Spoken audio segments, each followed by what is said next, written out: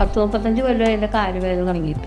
ആദ്യം അഴിവേദനയായിട്ട് തുടങ്ങി, പിന്നെ കാലുവേദന, പിന്നെ നടക്കാൻ പറ്റാതെ കാല് വളഞ്ഞ് ആസ്പത്രിയിൽ ഒരുപാട് സ്ഥലത്തൊക്കെ കാണിച്ചു.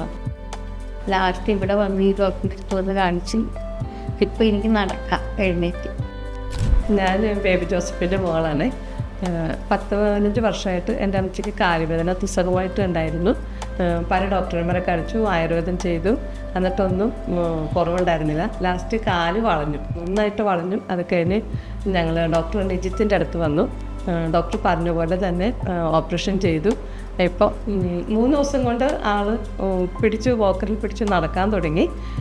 ഓപ്പറേഷൻ കഴിഞ്ഞിട്ട് 1 മാസം 2 ആഴ്ചയുമായി വോക്കറില്ലാണ്ട് അത്യാവശ്യം 2 സ്റ്റെപ്പ് നടക്കും.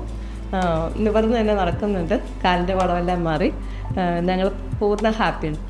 ബേബി ജോസഫ് ഒരു പ്രൈമറി കോംപ്ലക്സ് നീ റീപ്ലേസ്മെൻറ്റ് 2 മുട്ടിൻ്റെയും സന്ധി മാറ്റിവെക്കൽ കഴിഞ്ഞ പേഷ്യൻ്റാണ്. പക്ഷേ ഇവരുടെ ഒരു കാര്യത്തിൽ ഒരു പ്രോബ്ലം എന്തായിരുന്നു വെച്ചാൽ ഇവർ കുറേ ലേറ്റ് ആയിട്ടാണ് ജോയിൻറ്റ് റീപ്ലേസ്മെൻറ്റിന് വേണ്ടിയിട്ട് നമ്മളെ സമീപിച്ചത്.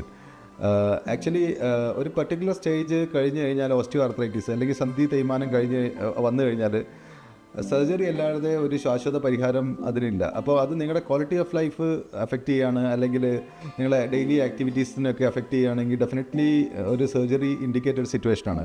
പക്ഷേ ബേബി ജോസഫ് എന്താ പറ്റി വെച്ചാൽ വളരെ വൈകിയാണ്. അപ്പോഴത്തേക്ക് ഇവർക്ക് she was not able to walk independently. അവർക്ക് സ്വന്തമായിട്ട് നടക്കാനൊന്നും പറ്റിയിട്ടില്ല.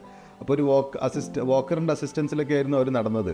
പിന്നെ കൂടാണ്ട് കാലിനൊക്കെ ഭയങ്കരമായിട്ട് വളവ് വന്നിരുന്നു. അപ്പം ഒരു കോംപ്ലക്സ് പ്രൈമറി നീ റീപ്ലേസ്മെൻറ്റിൽ കൂടി 2 മുട്ടും നമ്മൾ മാറ്റിവെച്ച് ഇപ്പം പേഷ്യൻറ്റ് കുഴപ്പമൊന്നുമില്ല, ഷീ ഈസ് വാക്കിംഗ് കംഫർട്ടബിളി.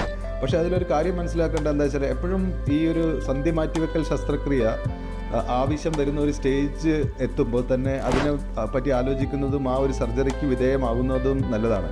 അല്ലെങ്കിൽ എന്താ പ്രശ്നം വെച്ചാൽ ഇതിൻ്റെ പ്രൊസീജിയർ കോംപ്ലക്സ് ആവും. പിന്നെ നമ്മൾ ഉപയോഗിക്കേണ്ട സാധനങ്ങൾ, ഇതിലെ പ്രോസ്തെസിസ് എല്ലാം കുറേ കൂടി കോംപ്ലക്സും കൺസ്ട്രെയിൻറ്റും ആയിട്ടുള്ള കാര്യങ്ങൾ ഉപയോഗിക്കേണ്ടി വരും. അതുകൂടാണ്ട് post op rehabilitation. So everything will be difficult, everything will be complex. So that's why it's called complex primary total knee replacement. So Baby ജോസഫിന് ഒരു complex primary bilateral total knee replacement കഴിഞ്ഞതാണ്. സർജറിയൊക്കെ നന്നായിട്ട് പോയി, 2 മുട്ടും ഒരേ സമയം തന്നെ മാറ്റി വെക്കാൻ പറ്റി. ഇപ്പം കുഴപ്പമില്ലാണ്ട് നടക്കുന്നുണ്ട്.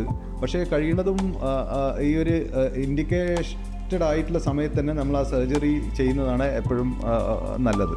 Thank you.